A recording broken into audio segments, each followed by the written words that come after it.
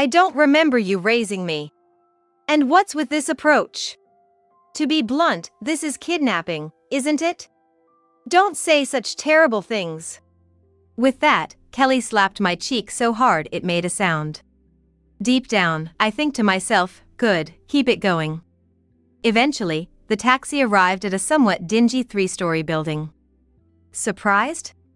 I'm a CEO's wife and hit the jackpot. You guys still at the bottom, poor? That's why I thought I'd share some with you. So, she really is trying to use me. Eventually, Susan, who I consider my real mom, and my dad located me and came to my rescue, and I firmly declared, "No, she's my only mother.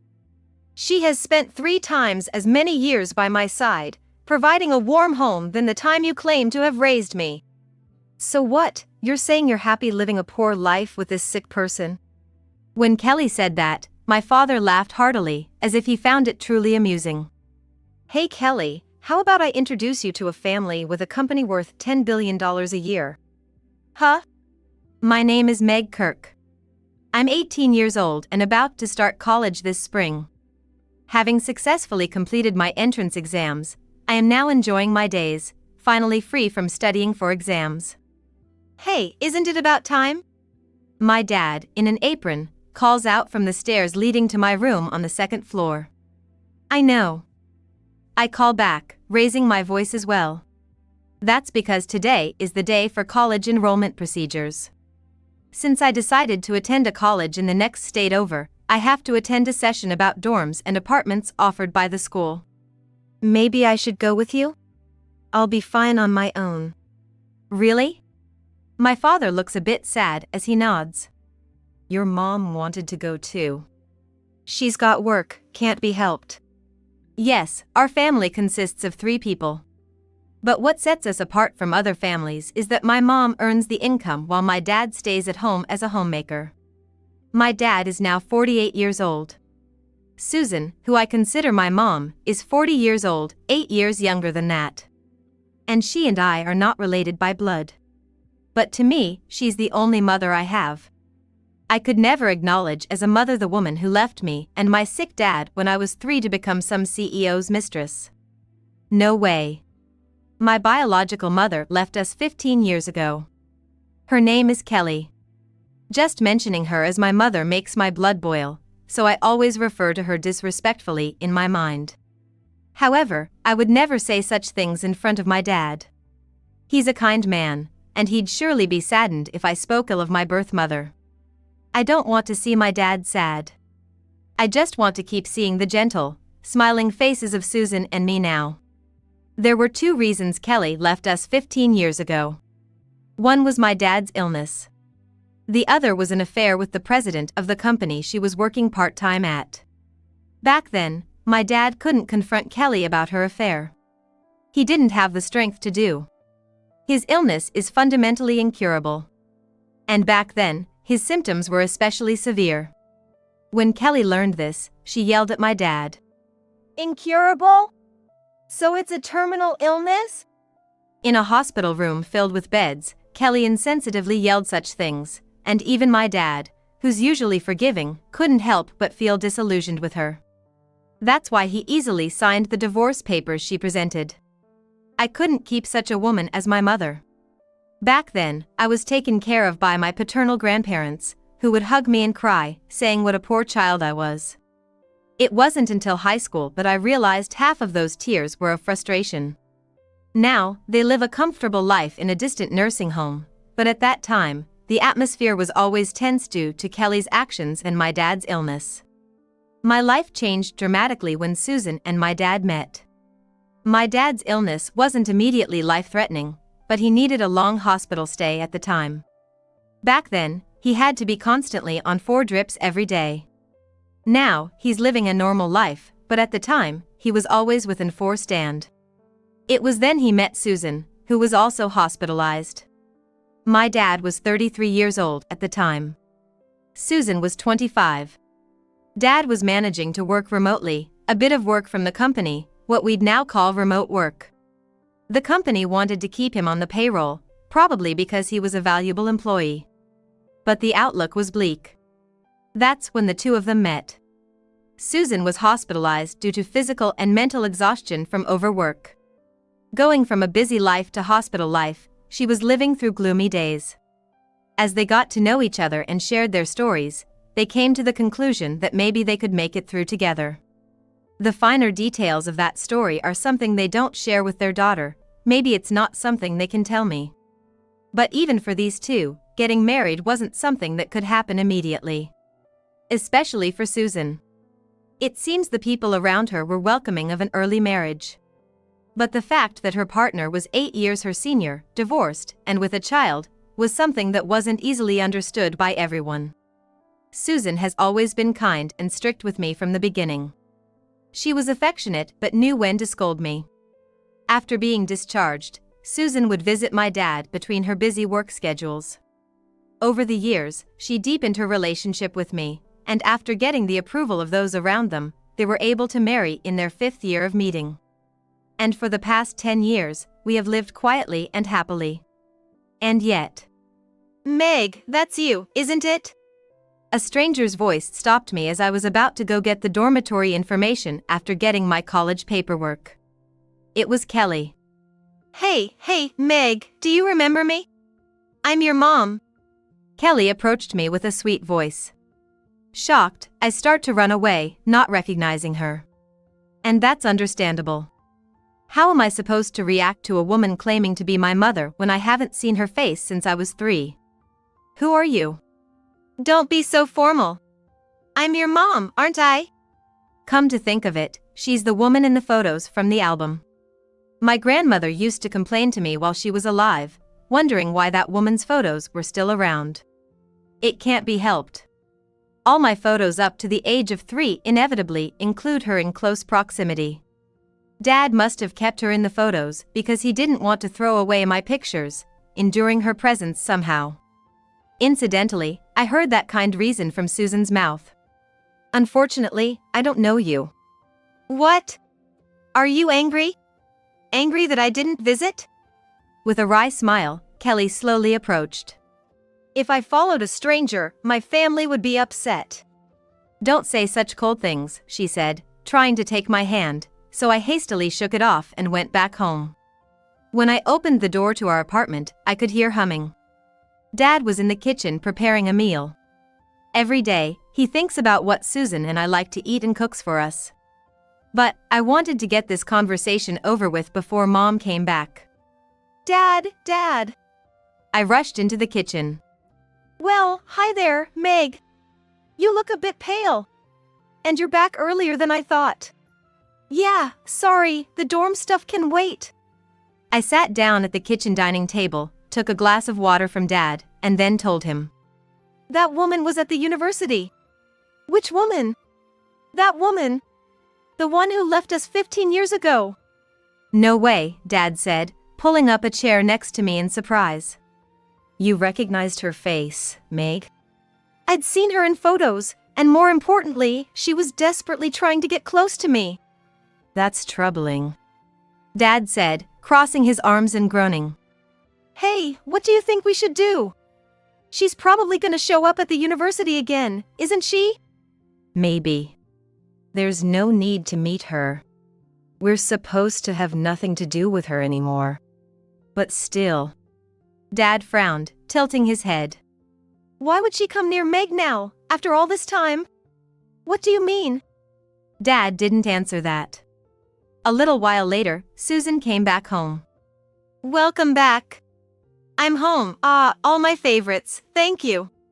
That's what I love about Susan. She never skimps on her words of gratitude and always brings brightness and cheer.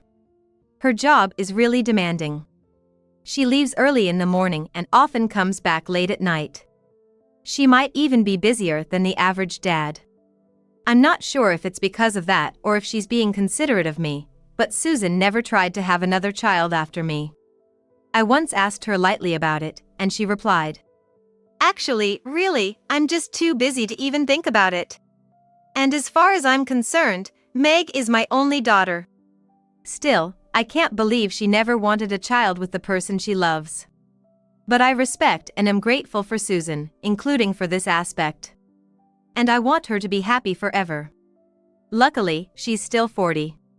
Having one child could be possible. It might even be nice for them to have a child between them after I go to college or become independent. After all, we have a very skilled stay-at-home dad. From that night on, my phone was incessantly ringing with calls from an unknown number. Dad, this. Showing him the call history, Dad hurriedly pulled out an old address book. It must be a number not registered in his current phone. Flipping through the book, he eventually made a very displeased face and let out a big sigh. So, it was her. How on earth did she find out Meg's number? I don't know. She hasn't changed her number all this time, has she? It seems so. Well, she never liked to make things complicated. Then Susan, fresh out of the bath and drying her hair, asked us what was going on. You both seem pretty serious. What do we do? Dad signaled with his eyes. I nodded. Mom, actually today, right in front of the university, she ambushed me. Came to see me. What? Are you okay? She didn't do anything to you? Dropping her towel, Susan immediately showed concern for me. I'm fine, nothing happened. Just that I have to go back another day for the dorm and apartment info since that got postponed. Oh dear. I wish I could have gone with you. Susan sighed deeply. Next time, you're coming with me, okay? Yeah, we'll take care of the dorm stuff then too. Maybe Monday since we have the weekend in between. Right, Susan said, then fell silent, thinking. You'll catch a cold, Dad said as he picked up the towel, dried her hair, and even went as far as to blow dry it. Watching the two of them, I think to myself, what a great couple they are. I want to keep this family just the way it is forever. That's why the sudden reappearance of Kelly frightens me, wondering what she's up to. After spending the entire weekend at home, on Monday, Dad and I decided to head back to the university to complete the procedures. We walked leisurely to the station. The university is a few stations away from the nearest one. We walked side by side, chatting about what the dorm might be like or how much an apartment would cost. But suddenly, I felt my body lose balance. Meg! Dad yelled. I was grabbed by my right arm and dragged into a taxi. Driver, get going quickly. A familiar voice hit my ears. It's Kelly. I could see my dad's panicked figure through the window, but the taxi started moving before he could open the door. What on earth are you doing? By the time I managed to get myself together, I yelled as loud as I could. Because you kept ignoring my calls. Who answers calls from unknown numbers these days? That's why I came to see you in person. Kelly's determined eyes made me flinch as she moved closer. Can't you just come with me without saying anything? No. So formal. I'm your mother, aren't I? I scoffed at that. What's with that attitude? Do you really think you're a mother to me? I chose my words carefully. Loud enough for the previous driver to hear. Because I gave birth to you, you are my daughter. I don't remember you raising me. And what's with this approach? To be blunt, this is kidnapping, isn't it? Don't say such terrible things. With that, Kelly slapped my cheek so hard it made a sound.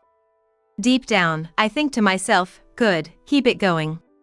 Eventually, the taxi arrived at a somewhat dingy 3-story building. What is this place? It's my company, Kelly answered. Surprised? I'm a CEO's wife and hit the jackpot. You guys still at the bottom, poor? That's why I thought I'd share some with you. So, she really is trying to use me, I thought. She led me into the building and pushed me into a room right next to us, locking the door. I was banging on the door, yelling, "What are you doing?" to Kelly outside. Just wait here a bit, please. What in the world is she talking about? I pulled out my phone from my pocket and immediately sent a message to my dad saying, "I'm here right now." I sent a screenshot of my current location on the map and also took photos of the view from the room's window to send. Then I quickly got a reply. Just stay put, I'll figure something out. Of course, that was my plan. Soon, Kelly unlocked the door and led me out. Holding onto my arm, she took me up the stairs to a room around the middle of the second floor.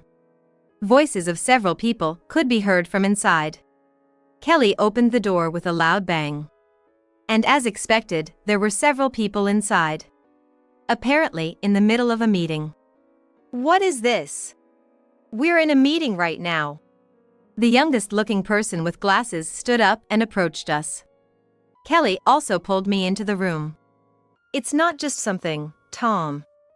I was his wife, so I have the right to participate in meetings deciding the company's future direction.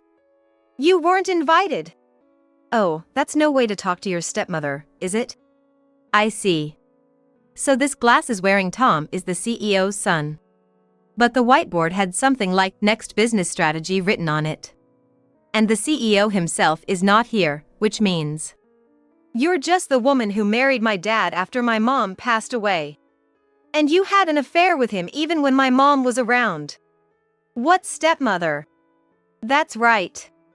Everything about the company's future should have been discussed right after the funeral. Kelly, what are you doing here all of a sudden? Oh, getting all high and mighty just because you used to be my boss. Then, for some reason, Kelly pushed me forward. Hey Tom. Your stepsister here is struggling with college tuition. Wouldn't it be nice if you could help out a little with the fees? What? I was taken aback by that suggestion. Was I brought here for that? Tuition, you say? Tom's tone shifted slightly. Yes. This child is my biological daughter. She's 18 and just started college. Living a poor life with her sick father. Hey, if you feel like helping her out a bit, couldn't you give me a little more of that man's fortune? I looked at Tom's face. The troubled atmosphere was easily noticeable. I see, it's up to me to speak up. What are you talking about? I haven't heard anything. What are you saying? Because that's true, isn't it? Suddenly brought here. Suddenly? Tom latched onto my words. Yes, suddenly. I was supposed to go with my dad to deal with dorm procedures, not university enrollment. So, the university enrollment is finished. And the tuition? Yes, all taken care of. Tom glared at Kelly with a sharp look. Kelly seemed perplexed, going, as if something was amiss. Tom continued to question me. So how did you end up here, exactly? By taxi. I have no business here. I was forcefully brought by this person. Be quiet. Then Kelly slapped my other cheek. What strength? It stings. Does the word restraint not exist in this person's vocabulary? Anyway, I thought to stall for time. The message I sent to my dad, and probably Susan too, will prompt them to take some action. Until then, I need to draw as much information as possible from these people. I see, you really don't know anything. Tom began. I'm the son of the previous CEO of this company. Officially, I'm going to be the president from this term. So, you're saying you're my stepsister? No, I don't feel that way at all. I said clearly. I was abandoned by this person along with my sick father when I was just 3. Then I felt the atmosphere around us turn cold. Of course, all their gazes were directed at Kelly. How shallow can this person be thinking? Does she think I'm still the 3-year-old she left behind? That now, as a college student, I'd be scared and comply with whatever she says? It's as if the past 15 years never existed for her. I remember very well. You called us once, didn't you? What you said then? What did I say? The same thing you said to me earlier. Laughing while saying you married into wealth as a CEO's wife and that we were the bottom, poor people. The people in the room backed away from her all at once. You said that? When was this? Considering she mentioned marrying into wealth, it must have been after she remarried. I had no idea about any of this. Let's see, about 10 years ago? So, you were still in elementary school back then? You were told such terrible things at such a young age? Yes, I nodded. But by then, her words didn't matter much to me anymore. Just then, people came running into the company's building. Meg! Are you okay? Meg, are you alright? Where are you? I heard my dad and Susan shouting loudly, followed by several footsteps. I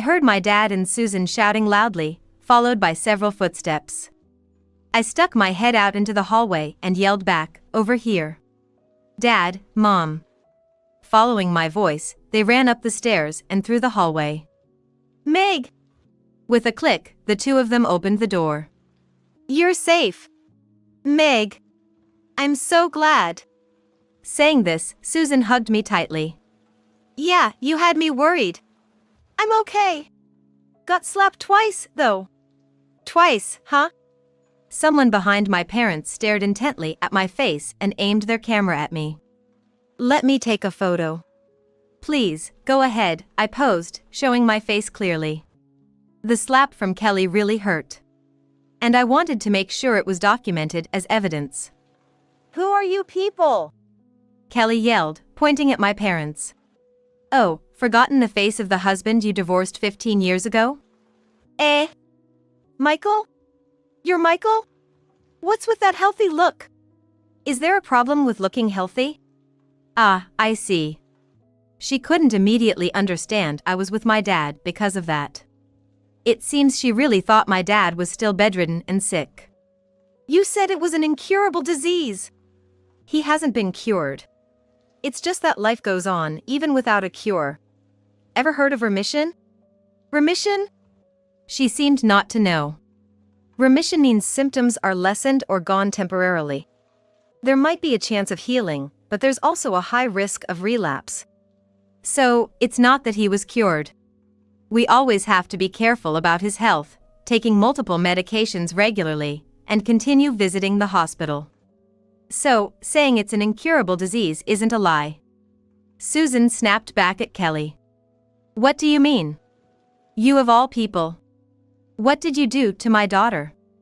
Her cheek. My own daughter. It doesn't matter what I do, does it? I couldn't stay silent at that point.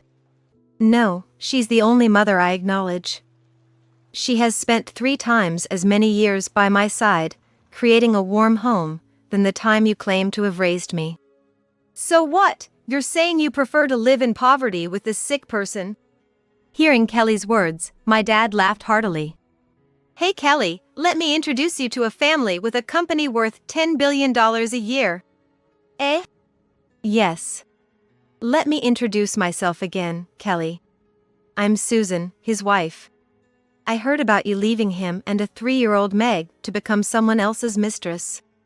It turns out you're exactly as unreasonable as I pictured. Then Tom chimed in, that's an interesting story.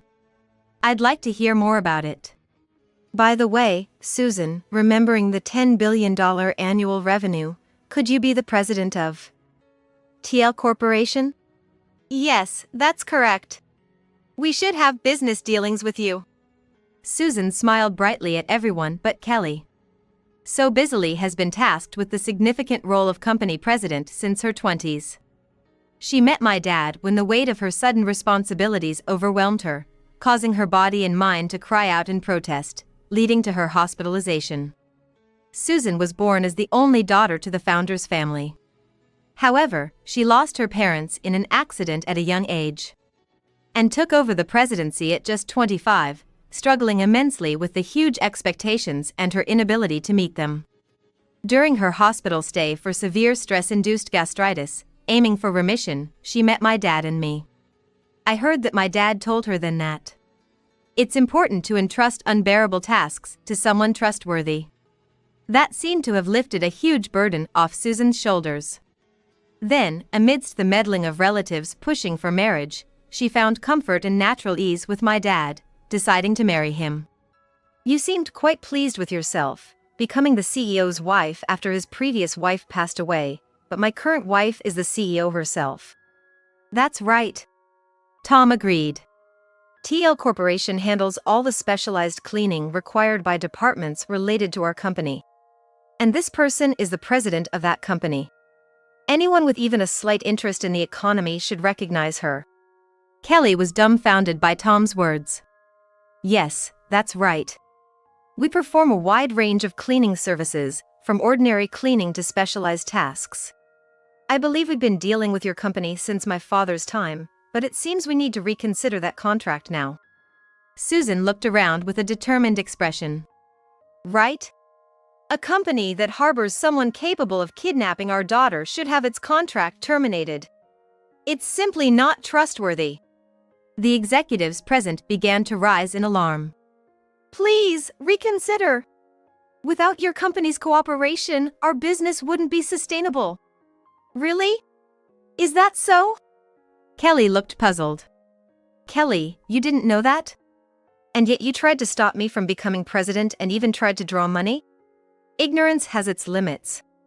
In this company, your presence has only been harmful. Right, everyone? Absolutely. Yes, indeed. The company executives voiced their agreement. Really? Saying such things? Whatever money your father left you in his will, it was given long ago. What did you do with that money? Trying to extort like this, have you squandered it all? Or was there already debt? Tom pressed further. Then Susan interjected, maybe she spent it on something?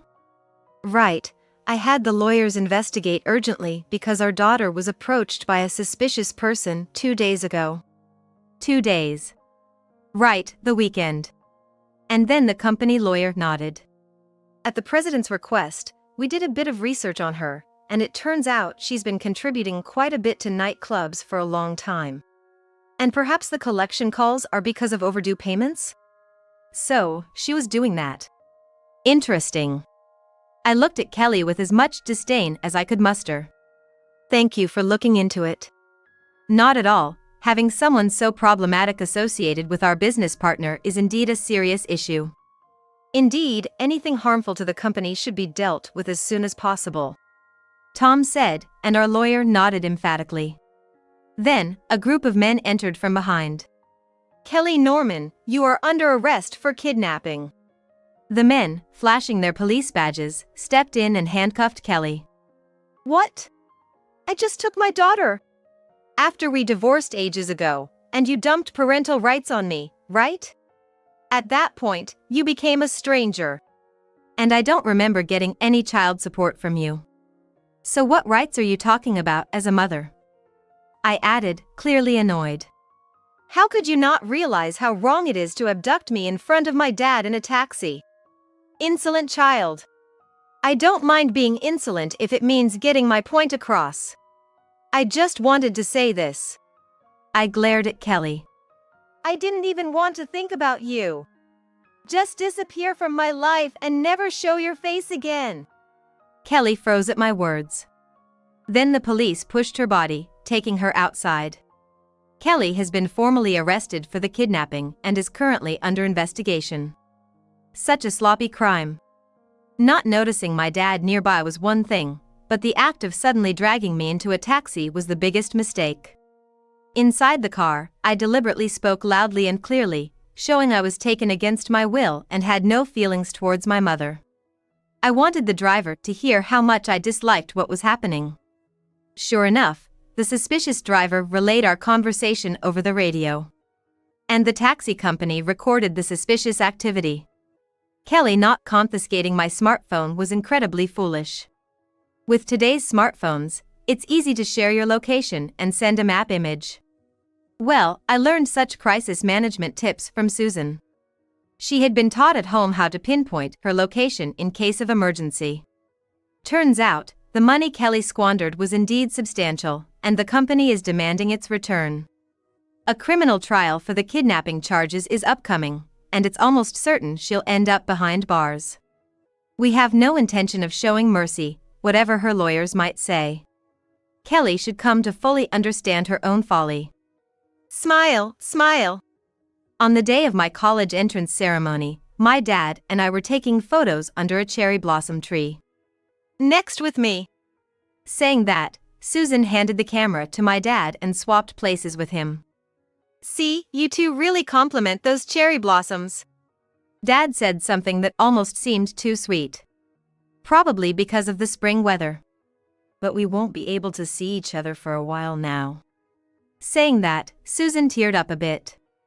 Dad patted her shoulder comfortingly. Facing them, I said, "Hey, I have a request." Oh? What is it? I really want a brother or sister this time. At that, both blushed, as if to say, "Now, of all times." No, but seriously, Mom's only 40. She's definitely still in the age range for having kids. Now that I'm an adult, couldn't you two live just the two of you for a while and give me a sibling to see? Don't say such things. Susan hugged me. You're my one and only daughter. That's true, but Mom, you're so full of love, you must be lonely without me. Oh dear, that's why I should have insisted on a closer school. That's impossible, I said and laughed. Really, wanting to see a sibling or worrying about loneliness was just a pretext. Susan is currently at the top of the company. But I don't think I should be the one to take over after her. Dad agrees with this. After all, I'm just my father's stepchild, not Susan's biological child. Even if my mom treats me as her own child, the people around us might not accept it. Especially since this company is an established mid-tier firm with a long history. There's a tradition of family management in a good sense. She must be aware of this. After thinking quietly for a while, Susan eventually nodded significantly. All right. Maybe I'll try a little bit. She laughed hesitantly and a bit shyly, which is unlike her. No matter which way things turn, we remain a family. We've managed well so far. And surely, we'll continue to get along well together.